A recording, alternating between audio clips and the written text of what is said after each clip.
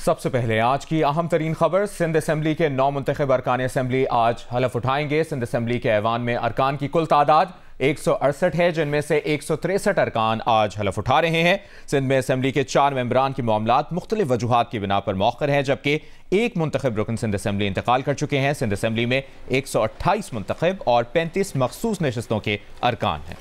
Peoples party के 114, MKM के 36, सुन्नी इत्तेहाद council के 9 अरकान हलफ लेंगे। GDA के 3 और जमात इस्लामी का 1 रुकन हलफ लेगा। मखसूस नशिस्तों पर पीपल्स पार्टी की 20 खवातीन और 6 अकलियती अरकान हलफ लेंगे। मखसूस नशिस्तों पर MKM की 6 खवातीन और अकलियत के 2 अरकान हलफ उठाएंगे। सुन्नी इत्तेहाद काउंसिल की 9 नशिस्तों पर मखसूस नशिस्तों का नोटिफिकेशन जारी साथ ही साथ आपको ये भी बताएं कि कराची में सिंध असम्बली के अतराफ सियासी जमातों के मुमकिन एहतजाज के पेश नजर सिंध असम्बली की तरफ आने वाली सड़कें कंटेनर्स लगाकर बंद कर दी गई हैं। बर्न्स रोड से सिंध असम्बली की जानिब आने वाली सड़क कंटेनर लगाकर बंद कर दी गई है। फुवारा चौक, सिंध क्लब और सदर से आने वाली ट्रैफिक MR खियानी चौक नहीं जाएगी। ट्रैफिक पुलिस का ये कहना है ट्रैफिक को ईमान सदर खजूर चौक की तरफ मोड़ दिया जाएगा। II चुंदरीगढ़ रोड से आने वाली ट्रैफिक को MR खियानी चौक की तरफ जाने की इजाजत नहीं होगी। सिंध असम्बली के अंदर मौजूद है नुमाइंदा जियो न्यूज राना जावेद, जबकि सिक्योरिटी मामलात से मुतालिक हमें तफसील से आगाह करेंगे नुमाइंदा जियो न्यूज काशिफ मुश्ताक। सबसे पहले राना जावेद, आप कहिएगा इस वक्त क्या सूरत हाल देख रहे हैं आप, और कब तक 9 मुंतखब अरकान असम्बली हल्फ उठाएंगे? जी बिल्कुल, आज जो नई सूबाई असम्बली है उसका आज पहला सेशन होना है और इस वक्त जो अरकान सूबाई असम्बली है वो पहुंचना शुरू हो गए हैं। और ख़ासतौर पर सबसे पहले MKM पाकिस्तान के जो अरकान थे वो इस वक्त मेरा कम आप देख सकते हैं कि वो यहाँ पर जमा, जबकि हुकूमती साइड यानी कि पीपल्स पार्टी के जो उम्मीदवार हैं जो आज मुंतखब हुए हैं MPA, वो जो है दूसरी साइड से आएंगे, तो ये पहुँचना शुरू हो गए हैं। और जो सुन्नी इत्तेहाद कौंसल जो कि आज़ाद उम्मीदवार हैं वो आज के दिन आज़ाद उम्मीदवार ही कहलाएंगे, क्योंकि उनका जो सुन्नी इत्तेहाद कौंसल में शामिल होने का मामला अभी तक इलेक्शन कमीशन में पेंडिंग में है। तो आज वो जो शिरकत करेंगे, जो 9 अरकान है वो सुन्नी इत्तेहाद कौंसल के बजाय आज़ाद उम्मीदवार ही कहलाएंगे। तो लेकिन जो अपोजिशन की साइड है, यानी कि जो कह रहे हैं कि हम अपोजिशन में बैठेंगे, जिनमें जमात इस्लामी, GDA और आज़ाद उम्मीदवार हैं, वो आज के इजलास में हलफ बर्दारी की तकरीब में शिरकत नहीं करेंगे। अब से कुछ देर बाद ये इजलास शुरू होगा, जो कि स्पीकर आगा सिराज दुरानी की सदारत में शुरू होगा।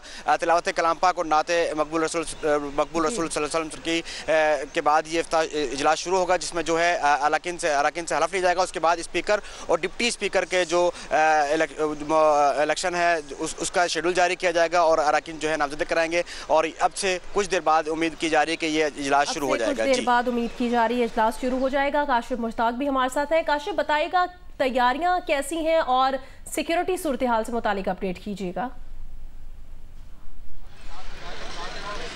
जी बिल्कुल, इस हवाले से सख्त सिक्योरिटी इंतजामात ना सिर्फ असम्बली के अतराफ़ में बल्कि शारा फैसल के भी मुख्तलिफ स्पॉट पर जो है वो किए गए हैं। इस वक्त हम सिंध असम्बली के बिल्कुल करीब जो चौरंगी है वहाँ मौजूद हैं और वहाँ मेरे अकब में आप मनाजिर देख सकते हैं कि पुलिस की भारी नफरी जो है वो तैनात की गई है। जिन गाड़ियों के पास पासिस मौजूद हैं उन्हें ही जो है वो सिंध असम्बली की तरफ जाने दिया जा रहा है, बाकी तमाम तर गाड़ियों को डाइवर्ट किया जा रहा है। जो रोड मेरे उल्टे हाथ की जानिब है, ये रोड कराची प्रेस क्लब से आर्ट्स काउंसिल चौरंगी की जानिब आता है। इस रोड को जो है वो कंटेनर्स लगाकर मुकम्मल तौर पर बंद किया गया है। जो हाई कोर्ट से रोड जो है वो सिंध असम्बली की जानिब आता है, इस रोड को भी कंटेनर लगाकर मुकम्मल तौर पर बंद किया गया है, जबकि मुख्तलिफ मकामात पर डाइवर्जेंस भी रखी गई हैं।